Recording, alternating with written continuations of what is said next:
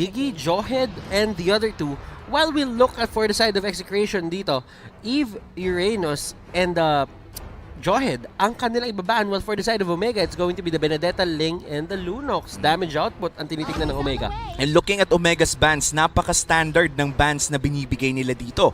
The Benedetta is one of the heroes that are highly contested right now at madalas na pipick. Bukod pa doon, ang Ling at Lunox din. So I'm quite sure Omega, may susubukan silang kakaiba siguro. Yung tipo na hindi natin ine-expect kaya standard ang bans na nilabas nila dito. Meanwhile for Execration, getting that priority pick on the Selena means they will have extra vision, extra pick of power. Pero open pa ang Popolin Kupa, but I'm quite sure or medyo malaki na yung chance na hindi naman nakukunin ng Omega yon dahil meron na silang Matilda. Matilda and Glue, and that is going to be the Faramis. Wow. And the Paquito. Do you think na may chance na kumuha dito yung execution ng Bane? Well, at this point on, feeling ko meron pa naman dahil wala pa silang isang offlaner natin. They already have the Paquito. They could potentially get the Bane. And Faramis, this is one of the few times or perhaps the first time that we're seeing this on playoffs. May ginagawa ngayon sila sa ranked games na Faramis-Bane combination na talaga nagpupush lang si Bane ng mga turrets. And because of the passive, let's say it's a bit busted.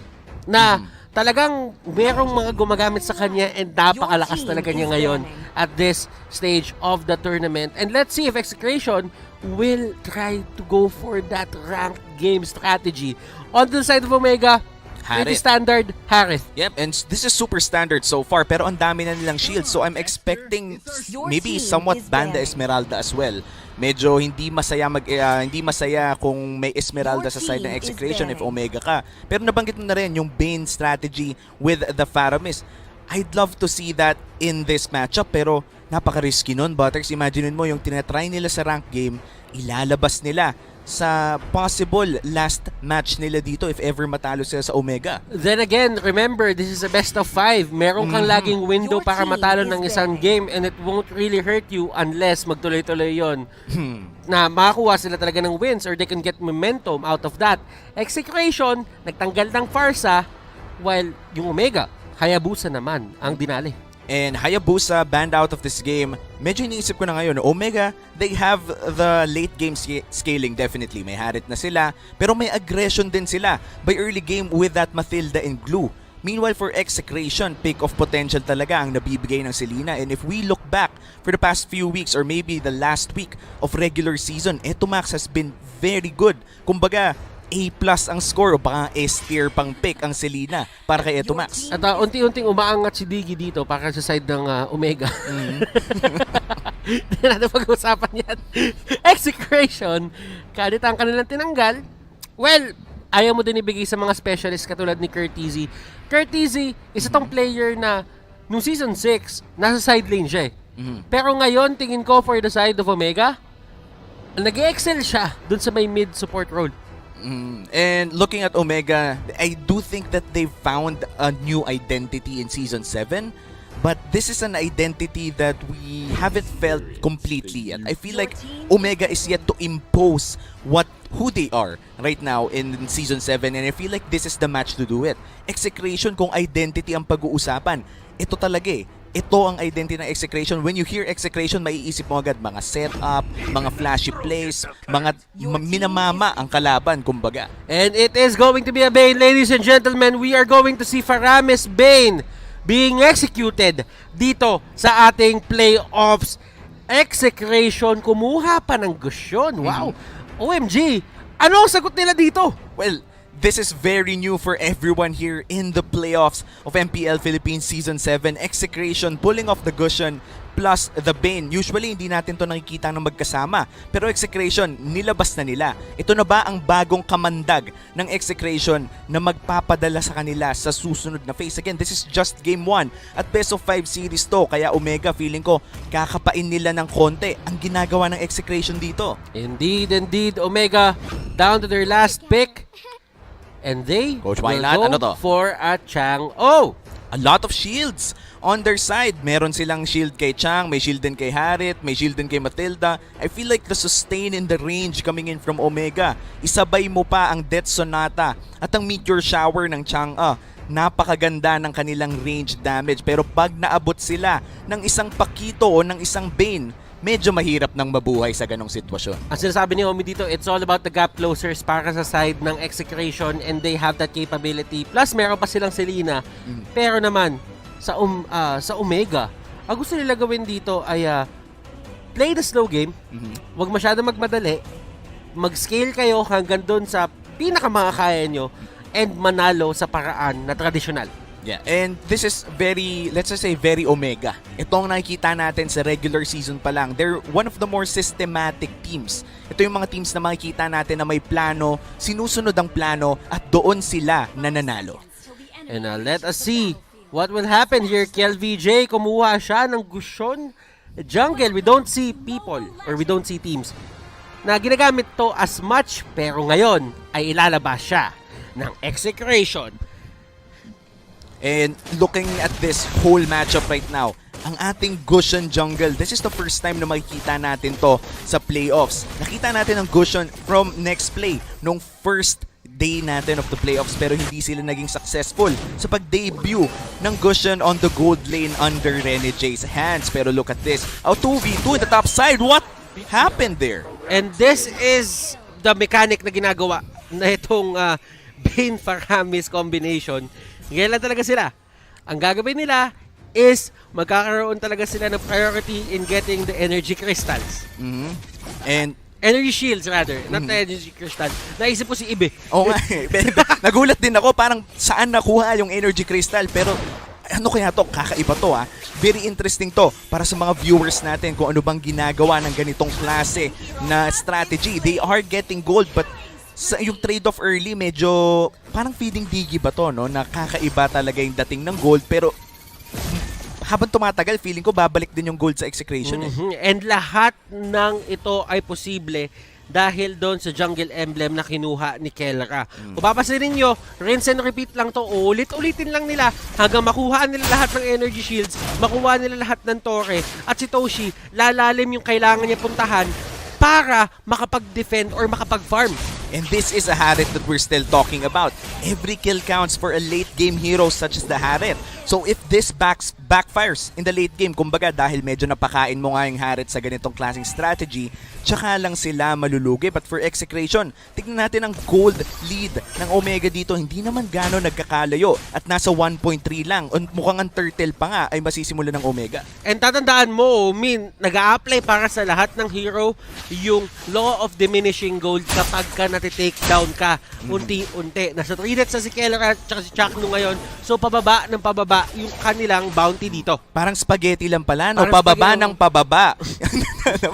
But going back dito sa ating game, wala pang kills na nakukuha ang Execration. But yung law of diminishing gold, hindi sila pwedeng makakuha ng kill. And si Chakno at si Bane, uulitin lang to hanggang mamaya and padami ng padami yung pumupunta sa lane nila. OMG, ang ginagawa naman nila, they are taking it slowly but surely, pero habang nangyari lahat yon, since nakita ng Execration na may 3 tao sa taas, ang gagawin nila, rekta sa turtle. And that's a good trade-off. Cross-map play ang ginawa ng Omega doon.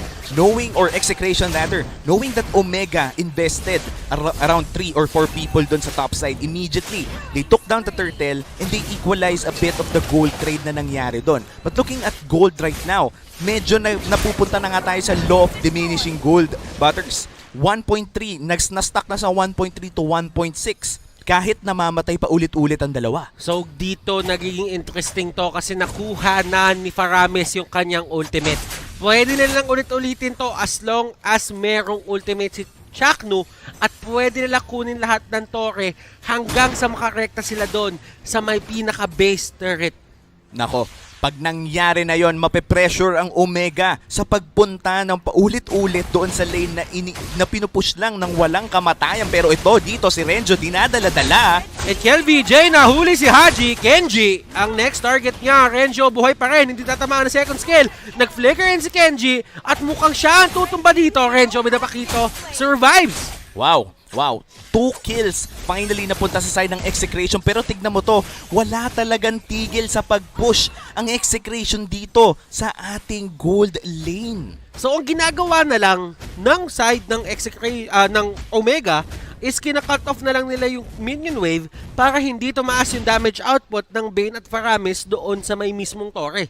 At it's na nakikita natin ngayon, talagang palalim na ng palalim ang pinupush ng Execration dito. Kadalasan nakikita natin ang mga creative na strategy nang gagaling sa Omega, pero Execration, dumating sila dito ng napaka-prepared at malefic roar na nga dito si Keldra. At Ibig sabihin yan, mas masakit pa sa Torre. At bakit nga ba si Lina yung isang kinuha nila? Kasi pwede kang mag-teleport doon sa Abyssal Trap. Ang gagawin nila, mag-setup sila na malapit doon sa Torre, at kapag na-setup na nila, doon sila gagamit ng arrival. At gamit ng arrival na yon, paulit-ulit lang nilang ipupush ang gold lane. Ngayon, nandun na sila sa inhibitor turret. 5 minutes. This is by far the earliest. Kumbaga, yung pinakamaagang inhibitor turret if ever nakaabot agad sila doon. So okay, nakwento na natin lahat. Tama na yung tono na para tayo nagkikwento sa mga baby. Ngayon, Omi, lalaban na tayo ulit. Balagbaga Nandito tayo, balagbaga na. Gusyo, nakuha yung turtle, hit with a circling eagle. Grabe yung nilipad! Ha, GZ! Will take down Kel BJ. At eto na ang laban. Chaknu at Kelra napalaban na rin. At ito, yung downside nito. Omi. Ayan nga yung downside nito dahil bumababa ang kapasidad ng Execration lumaban sa isang 5v5 team fight. Bukod pa doon ang Execration, kung nandito sila sa ganitong sitwasyon, hindi pwedeng makakuha ng kill si Kelra o si Chakno dahil magre-reset ang kanilang gold value. Now, ano ang next step para sa side ng Execration o Omi? Kasi yung Omega, wala na silang torre dito sa may taas eh. Ngayon, for Execration, feeling ko ang kanilang next step ay ituloy na din lang kung ano yung strategy nila. Again, go back to that gold lane, nag-a-arrival na. Paulit-ulit lang. Gawin na lang na mission successful dito dahil sinimulan na nila ang ganitong strategy para kunin ng maaga ang inhibitor turret. And yung ultimate nandun pa rin talaga, Omi.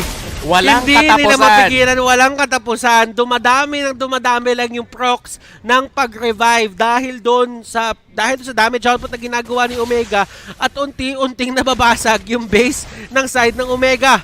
And this is very reminiscent of strategies that heavily go for, let's just say, pushing. Pero KLBJ dito, ang dami niyang sinalo in Omega Esports. I feel like ang sagot nila dito sa ganitong strategy o cheese strategy na ginagawa ng Execration ay just take fights when they see them. Haji Z, nakuha nila yung unang torre nila para dito sa game. This is a great move para sa side ng Omega para kahit paano ay makakuha naman sila ng onting breathing room. Pero sabi na Execration, Walang anong breathing room? Anong breathing room? Eto, Walang hihinga! May breathing room na. Nasira na yung inhibitor turret kaya lilipat naman siguro sila sa ibang lane. Pero hindi! Gusto nila tapusin ang game, Dong! And automatic yan kapag nahawakan nila yan ng 2 o 3 beses pa, tutumba na yan. And ito ata yung pinakamakesong lineup na nakita natin sa buong stay ng MPL dito sa Pilipinas. Mas makeso pa sa lahat ng mga strategy na nakita natin throughout the regular season. 7 minutes, Butters. May rason na kung bakit kailangan manatili ng base ng Omega. At pinag-uusapan lang namin to sa backstage. Pinag-uusapan lang namin kung lalabas ba to, and lumabas na nga. Si Heath nandito sa area, pero kasi ang pinaka-problema, turn na din dito si Haji kung ano nga bang gagawin niya. Nako, and they're going for it. Sinusugod na lang talaga nila ang base pero medyo kulang ata sa minions at damage. Nako, nakakuha ng kill.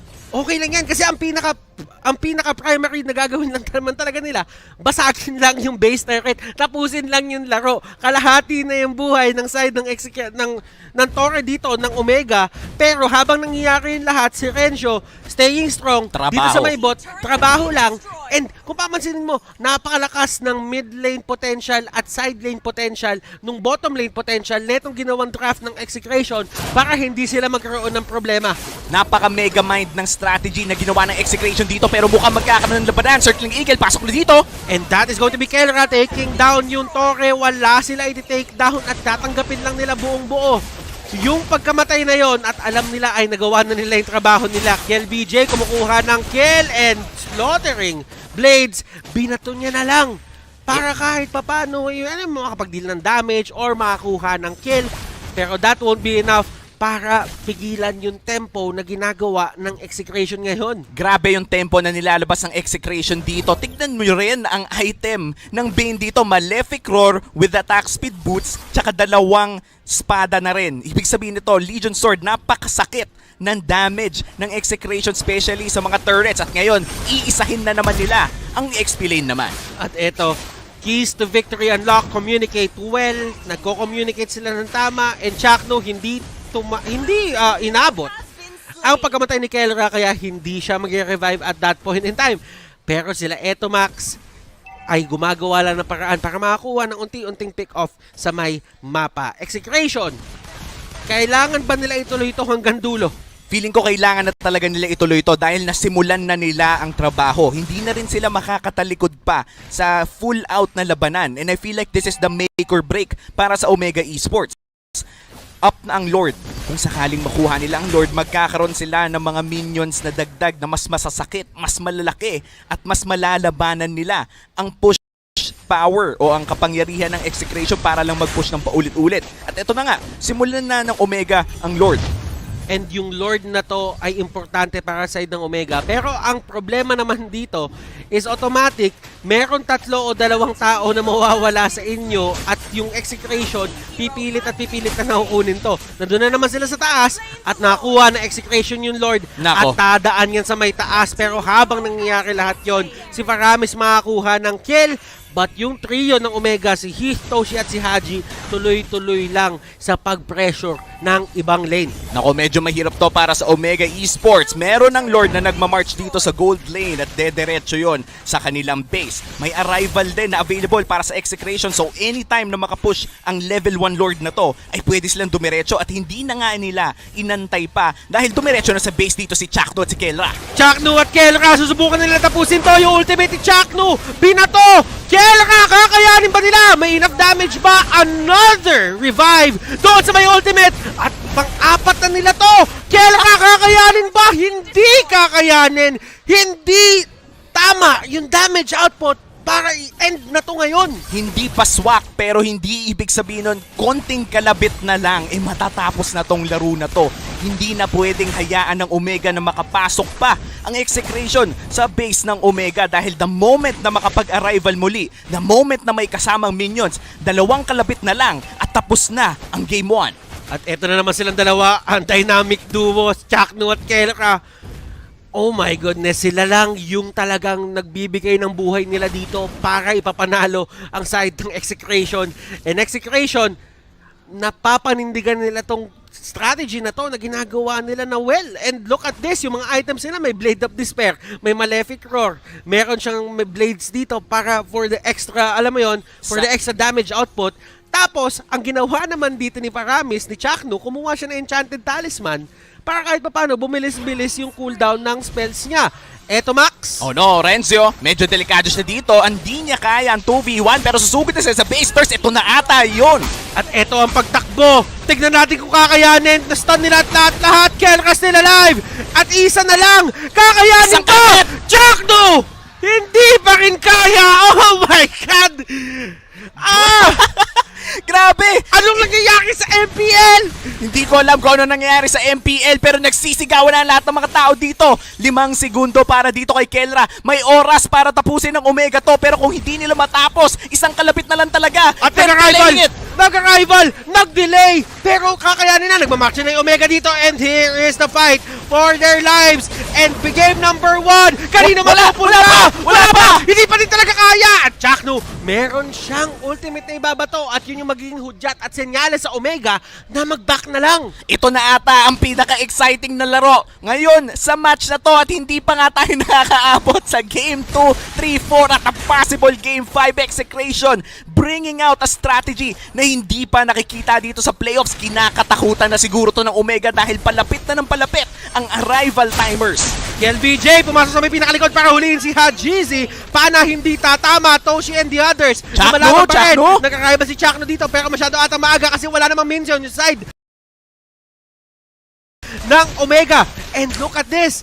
Napabak na naman nila pero si Kelra! Nandun sa may taas! Nandun sa may taas! Si Kelra!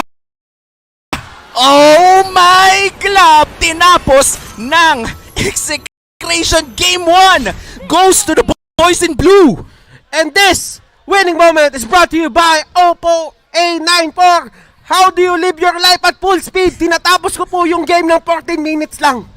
Grabe yun, Butters. First game na nakita natin ng strategy na ganun klase at pinanalo pa nila. So far, stat-wise 100% ang win rate ng ganong strategy sa MPL. And hindi ko alam na makikita natin to ngayon, ladies and gentlemen, but it is what it is.